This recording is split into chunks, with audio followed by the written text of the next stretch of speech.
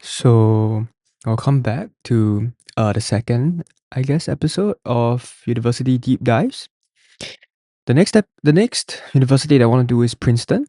So Princeton is it's on a very highly selective level. It's basically the same as Yale, and I mean, just off the top of my head, I'm quite sure the RD acceptance rate is like 3 to 4%, and at least for my country of Singapore, it's like 200 applicants and they accept three a year.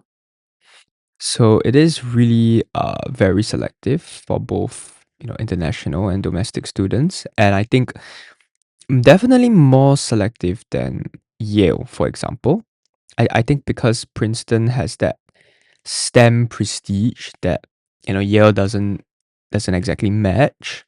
And just in general, I think there are a lot more students, especially like internationals, who are really interested in STEM and as compared to humans. So the applications to Princeton would definitely be more, and I think it will be of a higher caliber as compared to the applications of Yale. But that's not to say that Yale applications are weak. They're still like the top 0.001%. But it's just that Princeton does have that STEM advantage. And when you attract STEM students, statistically, their GPAs will probably be very high, there's very high SAT scores, and probably better research output because there are just more opportunities to do things in STEM as compared to the arts and humanities. Okay, so with that out of the way, I'm going to talk about Princeton's mission. So these are the screenshots from their website. And the first thing I say is in service of humanity by President Ice Gruber. Princeton University has a long-standing commitment to service reflected in Princeton's informal motto, Princeton in the nation's service and the service of humanity, and exemplified by the extraordinary contributions that Princetonians make to society. So this is, on their first page, and when you open like the first tab, I can't remember what it is. Maybe I think it's about Princeton. This is the first thing that you see. So it's very clear that one of the institutional priorities of Princeton is civic responsibility, community service, and they spell it out in the website. They put Princeton University has a long-standing commitment to service, reflected in the motto "Princeton in the nation's service and the service of humanity." And so that just means that when you apply to Princeton, your application should have some semblance of community service or a sense of civic responsibility, and if possible, a very strong one at that. It can't just be like, oh, you have one activity, you helped out in like a soup kitchen, and then okay, I'm committed to service. It's and exemplified by the extraordinary contributions that Princetonians make to society. So it's very clear that Princeton is looking for someone who is really dedicated in terms of community service, not just on the surface, but on a deeper and a more, exemplified manner.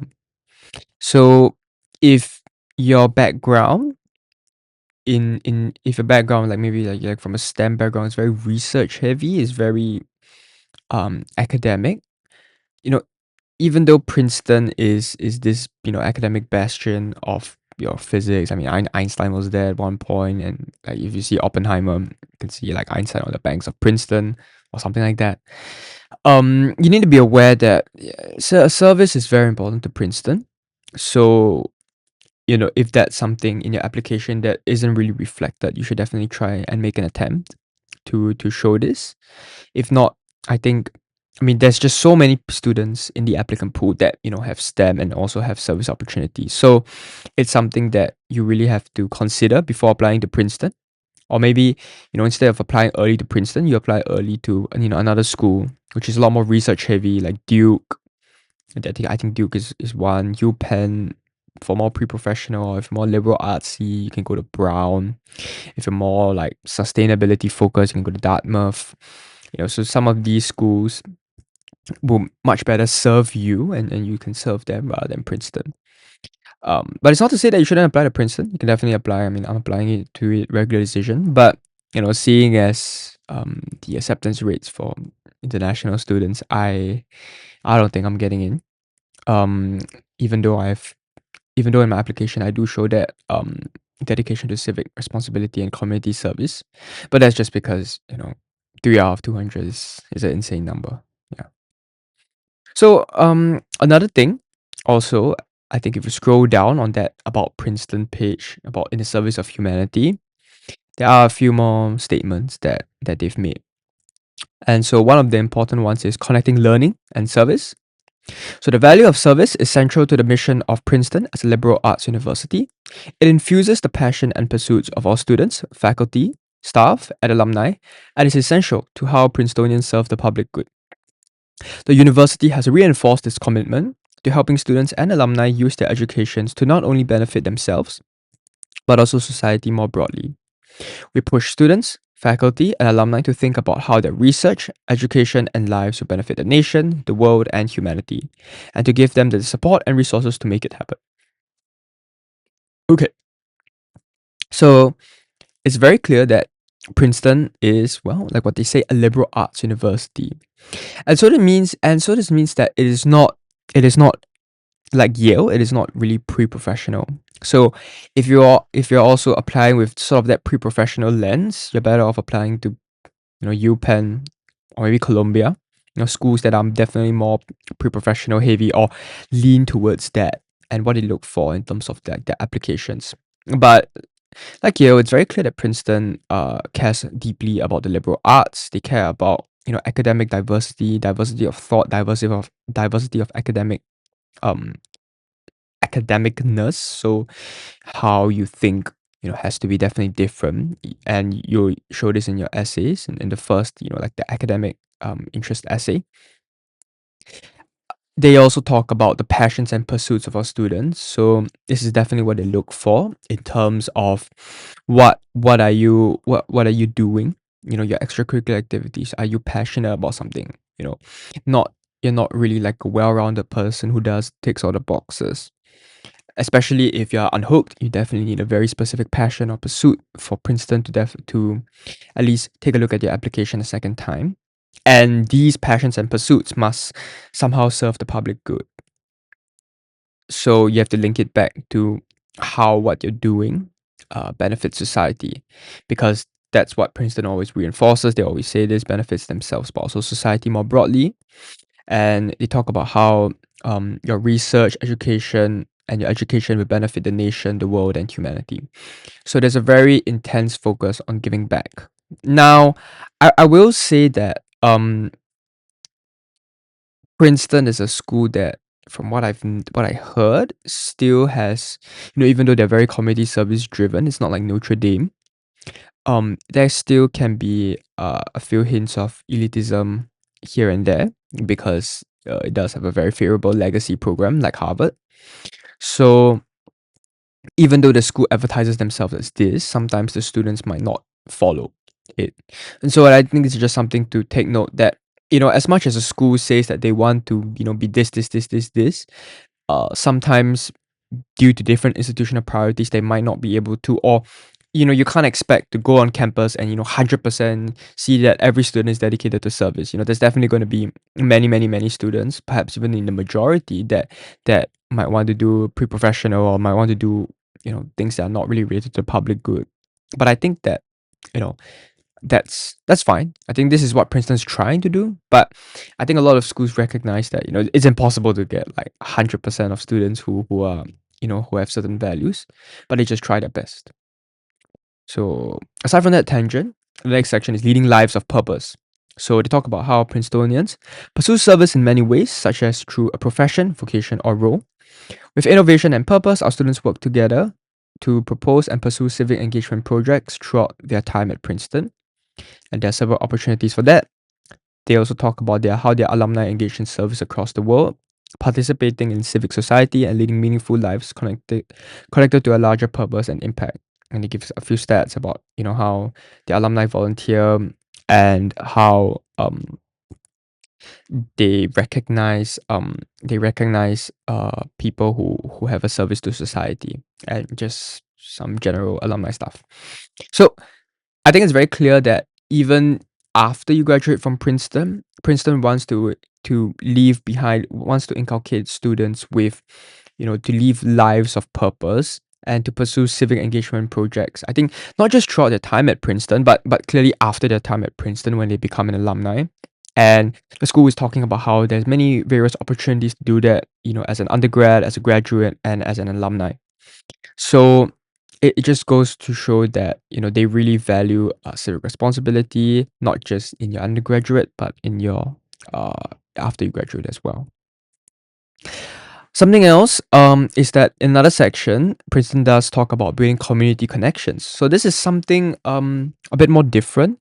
Like for example, Notre Dame's strategic framework has clearly spells out South Bend as one of their priorities in terms of giving back to the community. And so Princeton does have this, at least they have this on their page, talking about how Princeton sponsored service programs offer positive ways for students, faculty, and staff to engage with the larger community. Among many initiatives supported by the university community are opportunities to serve as firefighters, which is very unique, donate bikes, food, and clothing for charity, promote sustainability and environmental stewardship, and host educational and commemorative events such as for Martin Luther King Jr. Day. So it's very clear that Princeton has a deliberate aim to sort of give back to the community, to have that connection through, being a firefighter, which is clearly one of their more, I guess, flagship programs, and it's something that looks like it's historic. I mean, you see that it's been there for many, many, many years. And they also have like Porch Fest, where the Princeton campus joins in a town-wide Porch Fest celebration. So it's clear that Princeton tries to integrate itself with the suburban town of Princeton. I mean, Princeton, the city is not very big. I think the population is maybe like less than 50,000. So compared to, your Columbia in New York, that is the university plays a big part in the town. So this mainly applies to places in like suburban or rural towns where, the school is like sometimes half of the, it's like, okay, maybe not half, but maybe the school is like 10%, like Dartmouth in Hanover, New Hampshire. Like you have like 3,000 students and the population of the town is like 30,000, you know. So when when your student population makes up a sizable part of, the city's population, then it's important to sort of give back to the local community, because you're also taking a lot of like land resources from the local community. So that's why it's just a general trend that schools in like smaller towns would often have this sort of priority where they want to give back to the community, uh, whereas compared to like places like, Colombia, it's not really a very big thing. The next is again this re-emphasis of commitment to service. And so in 2016, Princeton's informal motto was revised to "In the nation's service and the service of humanity," bridging phrases from President Woodrow Wilson, who served as the president of Princeton before becoming the president of the United States, and Supreme Court Justice Sonia Sotomayor. And a medallion with the informal motto is set in the crossroads of the walkways on the front lawn of Nassau Hall. So this is just re-emphasizing. I think this is from another page that I just joined these two together. But clearly, service is a very important part of Princeton's story and a very important priority, to the point where they changed their motto to "In the nation's service and the service of humanity." So this is something so important to them that they had to re-emphasize this over over their history. They have to say, okay, we really want to serve the community. Civic responsibility is very important. I really want to give back. So the last one is, I think this is from like the strategic plan 2023. So this is from a different part of the website. It mostly says the same things as the previous slides, but maybe phrased in a different way.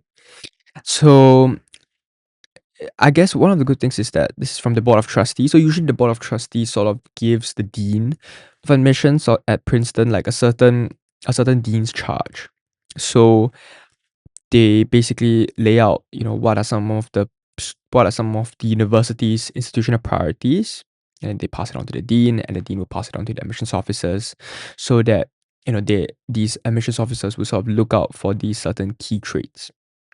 And so it could be anything like, first gen students, to maybe recruit more, Hispanics, or like um more, I don't know, migrants. It really can be anything, or it can be preserving legacy status and upholding it, and treating legacies with, a bit more preference. So it can be very simple things like that. And so in on the website, it does say that Princeton University's long-standing mission as a residential research university committed to an expansive vision of the liberal arts that encompasses engineering is robust, valuable, and important to the world.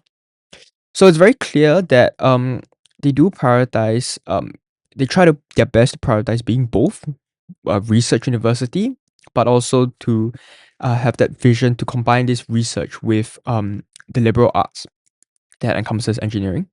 One thing that they also specify is a residential research university. And so it's very important for students to be able to fit into this, residential community and who can also balance, this research ability with also the curiosity of a liberal arts and the demands of a liberal arts curriculum, which is quite, I mean, it is a lot to ask. And I think in, other universities don't really explicitly say that they're committed to both. Usually they're always committed to one or the other. But Princeton very clearly here highlights that they are committed to both. So that's something different about Princeton as compared to, like, other universities. Another thing that they also talk about is on the right side. We need to be thinking as an institution where every student and faculty member who comes onto this campus is blessed by the virtue of opportunities that they have about how we translate that position into things that matter from the common good. So this is similar to Yale, where the school is clearly wants people who are grateful for the opportunities that they have, and who are willing to translate this the resources that they have into things that matter for the common good, and to give back to society, and like what it says, to benefit the nation, the world, and the humanity, to engage in civic responsibility, and to serve the public. So a lot of Princeton is a lot more clear cut. They just talk about community service, civic responsibility, and everything is focused on that, while also trying to maintain its research standing and its vision of being a very robust liberal arts college. So that's the mission statement of Princeton. And in the next part, I'll be talking about the essays. Okay, so we're back at the second part about the essays.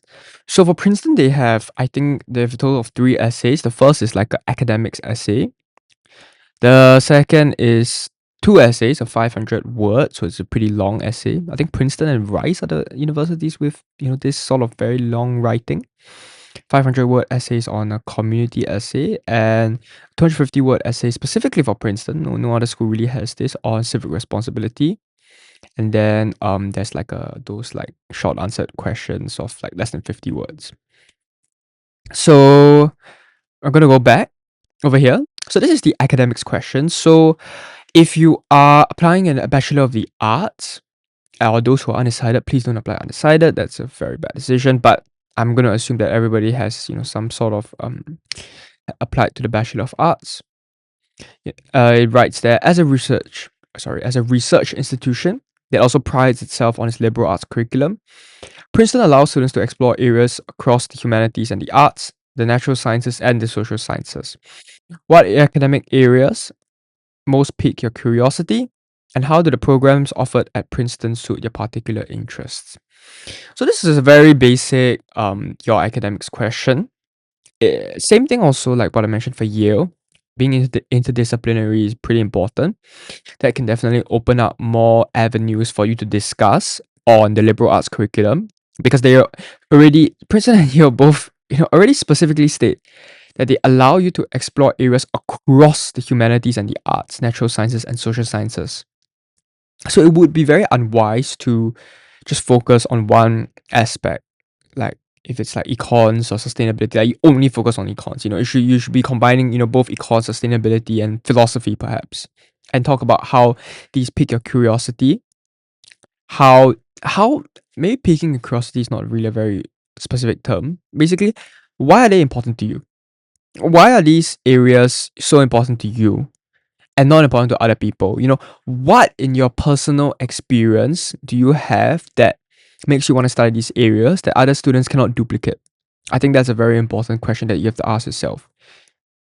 What's so special about your experiences? For example, like maybe, I don't know, like I always go back to this human cloning thing. Maybe like you saw a sheep die, and you're like, oh no no no no, I don't really like this. I want to learn more about, can we do like ethical cloning? Maybe make it such a way that the sheep survives, or I mean, I don't know.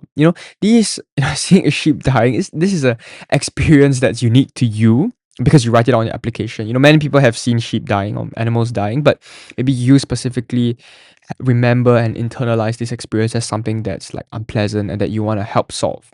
So this is something that's unique to you that other people can't duplicate. And and then the second part. So the first part is your interdisciplinary nature. So talk about what sort of areas of study you want to combine, why they are important to you, what makes these special to you, why they pique your curiosity, and how do the programs offered at Princeton suit these interdisciplinary interests. So, what does Princeton have that you can learn from and that you can uh, provide an interesting perspective to and to contribute? So, it's not just about, it's a two-way street. It's not about what you can take from Princeton, it's also what you give to Princeton. What's something special? A very special perspective that you give to the academic community at Princeton that they do not have and that you bring. It shouldn't be something simple like, oh, math is fun. Everybody who does math probably thinks it's fun or something along those lines. Maybe math is like death. Not being able to do it means you can't, means being not being able to solve the universe problems. Something like that, like something that's so unique that the admissions officers have never heard of this before, and they're like, maybe we should really take another look at your application, or maybe we should consider you. Yeah. So it's important to, maybe you can reference like some of the activities that you've done so far and how this will link to some of the things that you do at Princeton. So Princeton is like a bridge. What are the things that you will do now that you will follow up at Princeton? Because what you do now is a very it's the best indicator for admissions officers of what you're gonna do when you're at Princeton. So if you're doing a lot of community service, then they would expect you to list out some very specific community service programs that you want to do, and how your experience doing community service can benefit and give a different perspective to the community service that's done at Princeton. And so it's always about layers. It's not just about continuing your community service, but how you're going to enrich the experience for those around you in that community service program. I'll also briefly talk about, this is not really my area of specialty, but for Bachelor of Science and Engineering degree applicants, please describe why you're interested in studying engineering at Princeton. Include any of your experiences or exposure to engineering and how you think the programs offered at Princeton suit your particular interests. So it's basically the same thing for the Bachelor of Arts. Why are you interested in studying engineering at Princeton?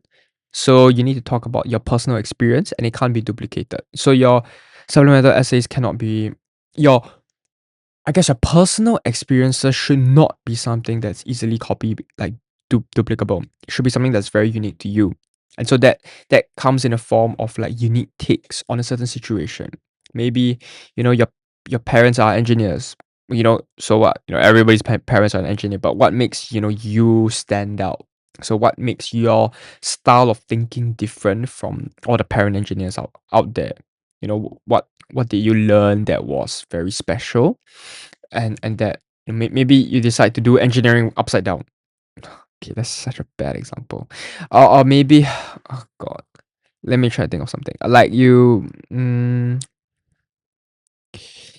decide to like do a different approach to engineering. Maybe to use like a certain academic framework and approach it from a different perspective. This is what you want to bring to Princeton that Princeton probably doesn't have. So yeah, and that's something unique, and that's something that's not duplicable, and that makes you rare in the admissions pool, and admissions officers want what they don't have. So that's something that you should aim for. Include any of your experiences in or exposure to engineering and how the programs offered at the university suit your particular interests. So basically, you refer back to your extracurricular activities because they're a very good indicator of what you're going to do at Princeton. How your takeaways from your extracurricular activities make you different, and how you're going to bring these perspectives, these, I don't know, engineering perspectives to Princeton, and how you would benefit from the university's programs and how the university's programs can benefit from you. So it's very important to have always this two-way street. A lot of students always talk about what a university can do for you, but honestly speaking, they're not really interested in that. They're more interested in what you can do for the university. What sort of perspectives do you bring, and why should they pick you over like 25 other people that they're currently deciding? What makes you different from the others? Okay, next. This is definitely the more meaty section of the essays. And it talks about its section headed your voice. So I think if the next previous section was like your academics, but here it's your voice. They very explicitly put it. So let's go into question one, the long answer question. Princeton values community and encourages students, faculty, staff, and leadership to engage in respectful conversations that can expand their perspectives and challenge their ideas and beliefs. As a prospective member of this community, reflect on how your lived experiences will impact the conversations you will have in the classroom, the dining hall, or other campus spaces. What lessons have you learned in your life thus far?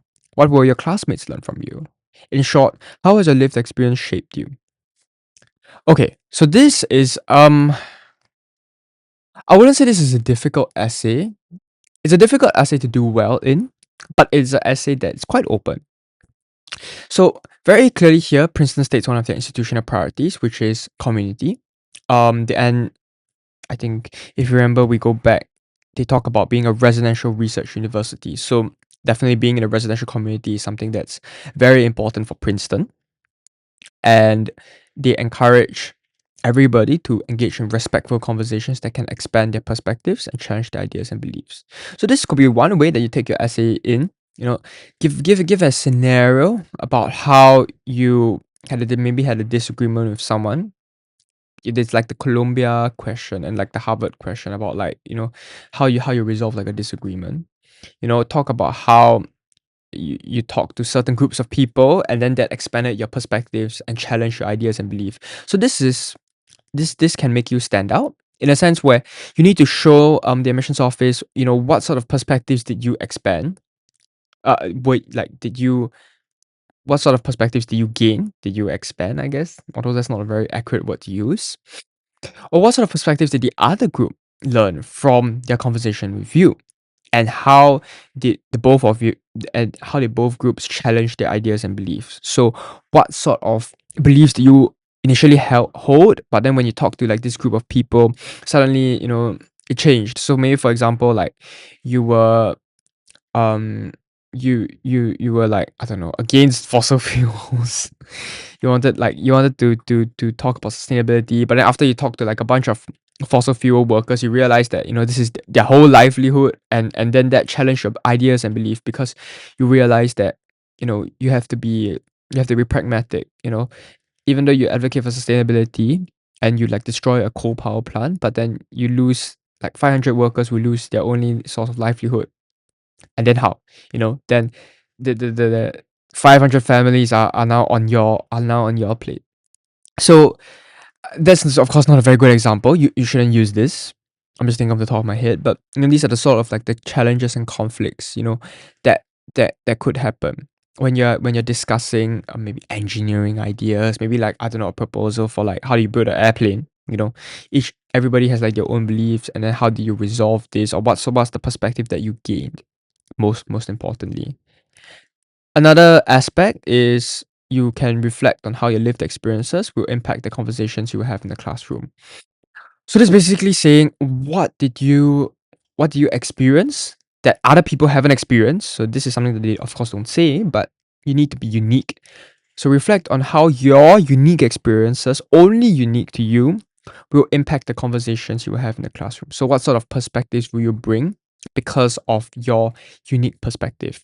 So it can be things like, at least for me, maybe the fact that I'm currently in national service, I bring sort of that military perspective to conversations that I will have in the classroom, because not many people, at my age, and I guess around the world also, unless you're from Korea or Israel, will you have, this experience about, living in a military residential community, living in a barracks, and how you sort of navigated through this. So these are the sort of conversations that you will have in your classroom and in your residential communities that other students won't have. And yeah, in other campus spaces as well. So that's towards the end. Another question that they ask. So you don't have to try to answer all these questions at one go, like with one experience. I think they're just giving you a very broad way of how you can go about writing this. I think maybe it was supposed to be like an options essay, but I don't know why they combined it all into one. So maybe you can, talk about a personal experience that touches on, maybe I think it's like about 4 points here. It'll be about some of the conversations that you have and your ideas and beliefs. And this will eventually lead, to what you've learned and how has your lived experience shaped you.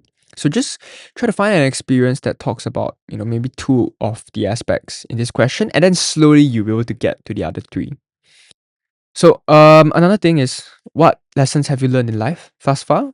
So this is like talking about like your personal experiences. What are some life lessons that you've learned? Maybe you've learned to be resilient. So why is being resilient so important? Why is this such an important lesson that you've learned?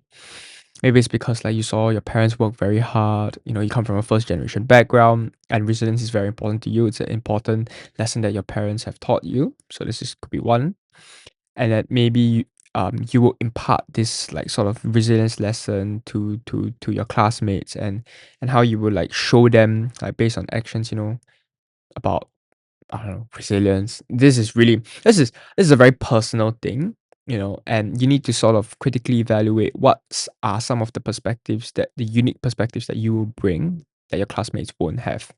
There's no way that I can predict it. I know some of the unique perspectives that I can provide to my classmates, but what are some of your unique perspectives? That only can be answered by you, and not really by anybody else.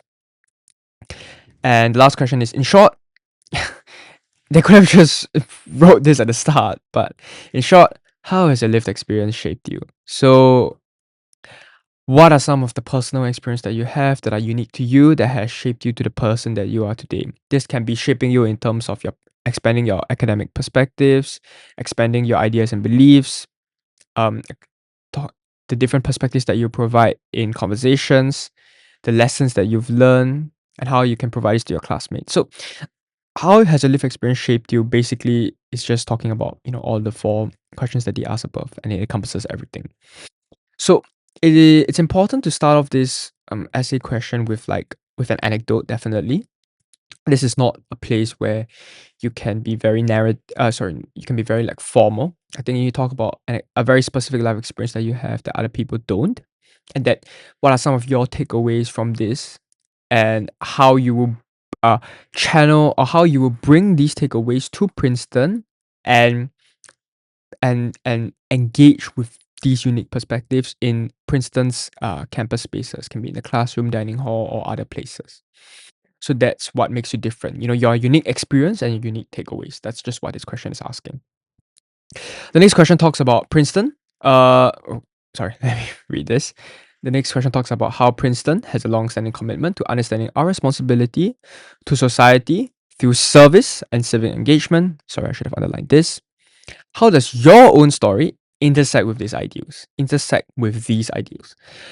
Okay, so this is a very Princeton specific question. Not a lot of schools have this sort of you know, asking you about your responsibilities to society.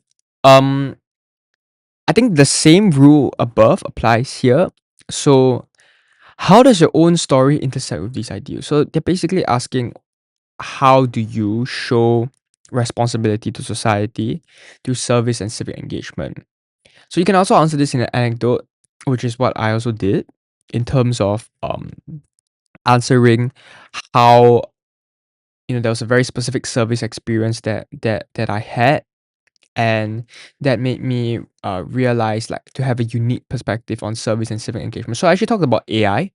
I talked about how it's very tempting to use AI to sort of uh to use AI. I can't remember what I did. I think I talked about how like I taught people how to use AI, but I taught like domestic helpers how to use AI, but I was very deliberate in teaching like the ethics of AI, like how you should use AI, and this also applied to myself, like how you should use AI to gain more knowledge, but it shouldn't replace the humanity of human interactions. And so I gave an example about like how you know uh like a domestic helper came up to me and basically told me about like some of her issues back in her home country over text, and it's like it's very tempting to use AI to reply because I mean, AI can give very good replies these days, and maybe because at the time, like, I didn't have the time to sort of read through everything and give a reply. But then I realized that that's not very beneficial because you know what makes us human is the interactions and the emotions that we have between each other, and that using AI would disrupt this. So, and I talk about how like my service and civic engagement is about uh, teaching the ethical use of AI and then doing it by myself. So this was just a very different perspective, because I wanted to avoid like the cliche about how we have to give back to our community, and how civic engagement is very important in my life. It's like, of course, everybody's gonna say that we have to be responsible to society. We have to have service engagement and civic engagement. So what's like that perspective that makes you stand apart? And then I talk about like the utilization of AI as a medium for service and civic engagement, and how like it shouldn't be abused. So that's like a different sort of perspective, and this is what all liberal arts colleges are basically looking for in terms of your perspective. So everybody's going to agree, like what I mentioned about that civic engagement is very important. Of course, you won't say no, because this is what Princeton looks for in their students. But what is like a unique perspective about civic engagement that you have that other people don't? Maybe it can be. I mean, for me, it was to an issue, to a medium like AI. Maybe another thing that I also did was like talking about how like civic engagement is always from a top-down approach, but why not use a bottom-up approach? Why not see a community for its assets rather than its deficit? So these are sort of like different ways of looking at service and civic engagement. Rather than the conventional, oh, service and civic engagement is good, I did this to help the community. So how does your own story intersect with these ideals? You should talk about how does your own story create a unique perspective that nobody else has, that intersects with the ideas of serving and civic engagement. So a lot of it is about deliberately knowing that, okay, you want to be unique. You need to set yourself apart. So you need to write, like, you need to give a point. You need to posit a point that an admissions officer probably hasn't even seen before, and that is what makes your application stand out, and is what makes your application unique. Okay, so that's with the long answer questions. Lastly, there is a more about you question. So these are like, the Princeton has three, Yale has, I think, a few, maybe three also. I can't really remember exactly. But these are questions that you don't really need to strategically position, or you don't have to deliberately do it. I think very clearly the admissions office want to know more about you, and they already say there are no right or wrong answers. Be yourself. You notice how they don't put there are no right or wrong answers in your voice, but in the more about you section, oh, suddenly there are no right or wrong answers. So that's a sign that there are certain answers that they want in the above sections that's unique to you, but over here it's very clear that they don't want any like strategic positioning. You can just write whatever you want. So what's a new skill that you like to learn in college? I don't know. Can be anything. Like, I mean, if you want to strategically position this, you can talk, maybe like if you're like an Asian studies major, you can talk about Chinese calligraphy, or maybe like a certain. I think I talked about ethnography, because I wanted to like learn how to like take down like people's stories, because that was related to like one of my extracurriculars, about how like you need to recognize the dignity of every person, and doing that requires like a skill of like ethnography. Like, how do you uh like properly take down like historical accounts, something along those lines. And so it was slightly related to my academic hope, and I talked about that. So it's a unique. Yeah, this skill should be academic. Don't talk about like how, I want to learn how to use. I want to learn how to use my backhand in tennis. Yes, there are no right or wrong answers, but you're not really. This is a liberal arts institution. It's a research university. You can't go so out of left field. You need to still come back and talk about. I would say talk about like certain academic skills, or like very specialized academic skills that make that that is sort of related slightly to your application, or it can be not related. I think that's fine, but just something that shows that you are very academically inclined, rather than talking about like random skills, like, oh, I want to know how to like no scope in CS:GO. The admissions officers aren't going to really take nicely to that. The next question is, what brings you joy? So very clearly, so a lot of schools like to ask this question because I guess they they want a student population that's joyful. So yeah, there are no right or wrong answers. I mean, if you really want to give a politically correct answer, you can write about how you know service brings you joy. But I would say that's a very cliche answer. You should only write this. I didn't write this, even though I was quite tempted to do so. You should only write this if you have a very unique perspective about how service brings you joy, like a very specific way that not many other people would have. So a lot of your responses just need to be try to be unique, try to set yourself apart, because when Princeton's going through like 30,000 applications, they have so many answers that are probably gonna blend in, because everybody's like 17, 18. So you have to show like your different factors. And so yeah, this is definitely one of those questions where you can either really just talk about what brings you joy. Think For me, I think I talk about listening to classical music because that was something that I was really into.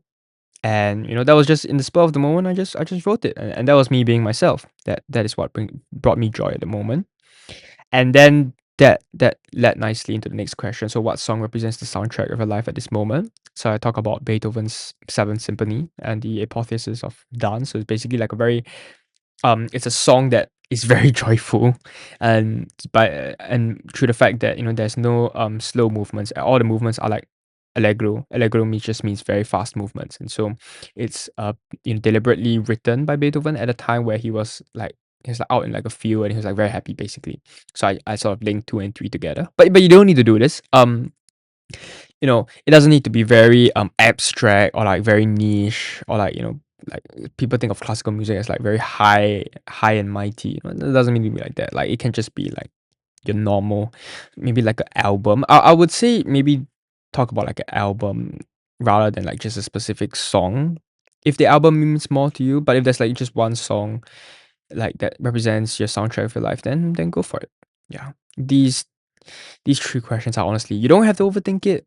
You can overthink it, but you just need to make sure that this is truly yourself. This is something that you are very proud to. When if somebody exposed your application, you'll be very proud to tell everybody, oh yeah, these were my options. These were what I replied to these three questions. And just don't go too like off the box. Like don't say what brings you joy. Oh, talking to my girlfriend. These kind of like very immature, very non-academic answers that just doesn't put you in a very good light. And especially when you're competing with like 25 people for one seat. These are the sort of like the little things that can really do matter. So that's it for this deep dive into Princeton.